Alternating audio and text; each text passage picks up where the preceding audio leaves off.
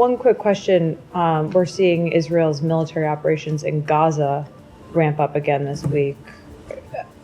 Does the U.S. support these renewed military operations in Gaza that are being conducted? We will always support their right to go after terrorist organizations. And that, of course, includes Hamas, and that includes Hamas in Gaza.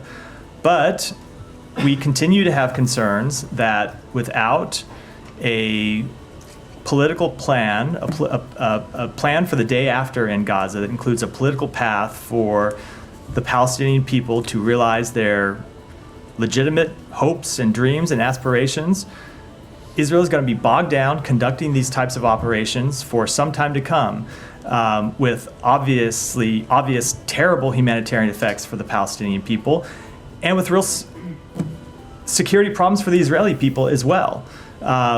We do not think a plan to just continue conducting operations in Gaza in perpetuity is one that either benefits the Palestinian people or secures Israel's long-term interests. But do you see any indication that that isn't their plan as of now? So we're in conversation with them. We would like to get back to the point of getting to a ceasefire, which would set the stages for an end to the war and would help answer this question about what the future looks like and what the day after looks like for the situation in Gaza. As I've said, over the past few weeks, Sinwar has been unwilling to engage in any meaningful way in the ceasefire talks. I think it is probably reasonable to conclude he's watching what's happening in the north. He's watching Iran's attacks against Israel, and looking and thinking maybe he's about to get what he's always wanted, which is a full-scale regional war, and that may have changed his calculation.